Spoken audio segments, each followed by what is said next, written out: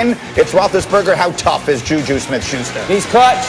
You need a play, turn to Juju. He's inside, double nod, split safety. He's got the whole middle of the field to work, and you can see Big Ben going, we needed that one. 1915, the PAT no good, so it stays there. Ensuing Cowboys possession. Gilbert under pressure, picked. That's a big mistake. Minka Fitzpatrick is an absolute magnet to the football. It's a great job of the rush getting there. The ball floats up in the air, and Minka falls into his lap. Pittsburgh had kicked the field goal, so it's 19-18, and here they come. 42 yards up the sideline to Johnson. Yeah, and they get into that bunch set, create space for Deontay Johnson. He's too good in the open field to tackle. And then, Rex, what are you going to do with Eric Ebron if he is this big and can do this? Watch him with the jump here. Yeah, there's nothing you can do against this. That's why Detroit cut him. That's an 8-yard touchdown. Steelers up 24-19. They go for the two. They don't get it. So it's a 5-point game. Under a minute left. 4th and 1. The Steelers go for it instead of kicking the field goal from the 15-yard line. Rex. Look, Mike Tomlin, I love him. One of the I have so much respect for him. But he made a horrible decision there. It could have cost them the game because now a touchdown wins it. Dallas has a chance. 3, 2, 1. Incomplete in the end zone. Steelers hold on. They escape. They are 8-0 for the first time in franchise history. But this one wasn't nearly as easy as you would have expected. We're the Pittsburgh Steelers. We know everyone's coming for us. If you didn't know who, I'm not trying to take any shots at anybody, but if you didn't know who America's team was, you should have seen the stands and all the terrible towels. Dallas may be America's team, but we'll be the world's team because we got fans everywhere and they're the best in the world. Yeah, the Steelers are like a college team. They travel very well.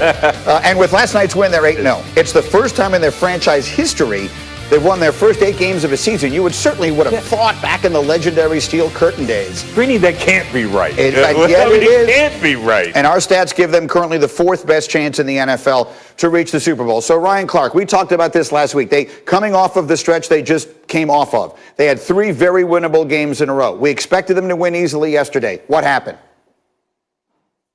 Listen, you don't come off of fighting Roberto Duran, you don't get marvelous Marvin Hagler, then you don't get Tommy Hearns without a couple of bruises, without being banged up a little bit. And then also going into that stretch, you have the conversations in the locker room, and Rex knows this, no matter how many times the coach gets in front of the room and goes, hey, listen, we just got to focus on this week, win this game. When you look at that 3-game stretch, you go, if we get Cleveland, if we get Tennessee, if we get Baltimore, we go into Dallas and we have kind of a break where we can get our win back a little bit and get ready to play. And that's kind of what you saw. And I'm not saying this is all about a letdown of the Pittsburgh Steelers and the Dallas Cowboys didn't play well, but this is a situation where after you play the Baltimore Ravens, you put so much into that game, the next week is always difficult. It's hard to kind of get going. We saw that with Baltimore and Indianapolis. But this is what I'll say about the Steelers. I still don't just say they're outright the best team in the NFL because they're 8-0. I know this. Every team in the NFL has had bad football games. They've had bad days. They've had bad plays.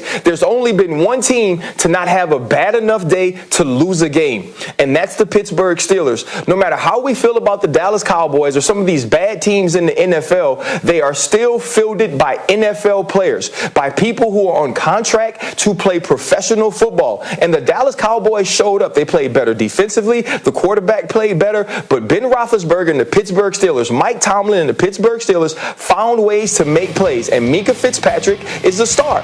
And I've gone back and forth over it, but he makes the plays that he's needed to make. He's been more involved in the football game, and yesterday his play was huge, ended with sacks and pressure by the defense.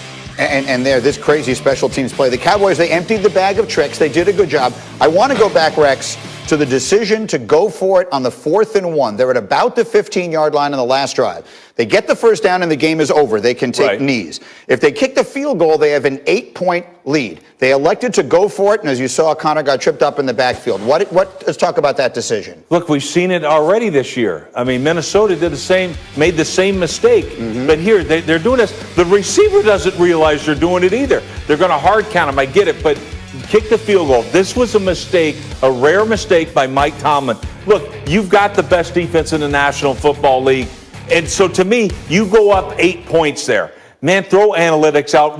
For the love of goodness, just throw it out. Because there are times when it makes no sense. You go up 8 like we used to do for 100 years, and that's the play. You have the best defense in the league. They got to score a touchdown with a 4-string quarterback. And, oh, by the way, get the 2-point conversion. Just to tie it. Just to tie. So, to me, I mean, they could have lost the game. If you don't convert, they could have lost the game. You can't lose the game if you kick the field goal. The truth of the matter is, I usually disagree with you on things like this. On this one, I completely agree with you. I usually am for let your offense win the game. I know, and that's why you're wrong. But in this particular case, we're both right. We are. There's a first for everything. We're both right. Because let's just talk about it this way.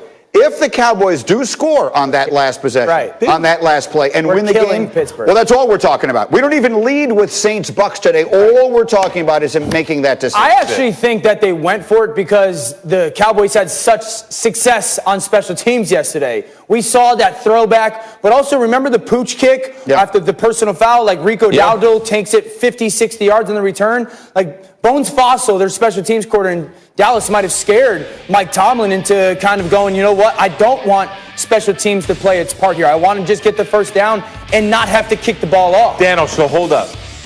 Mike Tomlin is not afraid of Lamar Jackson and the Ravens, yet he's afraid of Dallas. Garrett Gilbert. You know, come on. I'm just like... No, but I get it. Look, John Foster did a hell of a job on special teams. They're the only reason they're in the game. But come on. Cover the darn kick. They can't beat you. They can't beat you. It was the wrong call. I don't care who's saying it. It's the wrong call. Let me get RC's on it real quick. Go ahead, Ryan. Well, listen, it's the wrong call because it didn't work. You know, you go ahead and get your first down, and now you salt the clock and you win the game. And so when you're looking at this, I've been with Rex on all of these things, and I'm with him on this one as well, though. You have to get the kick. You have to get the points, and now you make the Dallas Cowboys, with a fourth-string quarterback, score a touchdown on you and have to get a two-point conversion just to tie the football game. And so for me, I would have kicked it. But when we're looking at analytics and all these things, these guys keep going to the book and the numbers. Go to what you feel. You know, if you're up 8 on the Dallas Cowboys with the Pittsburgh Steelers defense, they're not supposed to beat you. Make the kick. Yeah, and I don't even know that this one is as much about the analytics as it is just you're betting on getting the yard in that situation. They could have lost the game. Again, that's all we would have talked about this morning. All right, we have so many more NFL games to get to. We're basically wall to wall. So let me get up and go with some of the other sports news of the day. Chase Elliott won the NASCAR Cup Series title, winning the final race at Phoenix Raceway. Joins his father Bill as a Cup Series champion. 7-time champion Jimmy Johnson finished 5th. Capped his final full-time season in the Cup Series, but congratulations to Chase. Elsewhere, Carlos Ortiz held off Dustin Johnson and Hideki Matsuyama, closing with a 5-under-65 to win the Houston Open Sunday. The 29-year-old, a 20-foot birdie for a 2-shot victory, also becomes the first Mexican golfer to win on tour in 42 years. This week, the Masters. Meanwhile, Browns quarterback Baker Mayfield placed on the reserve COVID list after a staff member tested positive for the coronavirus. As long as he doesn't test positive, Mayfield could be allowed to return to practice as early as Wednesday. The team is scheduled to host Houston this weekend. Meanwhile, the Patriots have ruled out corner Stephon Gilmore for tonight's game against the Jets. The reigning NFL Defensive Player of the Year will miss his second straight with a knee. Gilmore, one of 4 Patriot starters who've already been declared out. We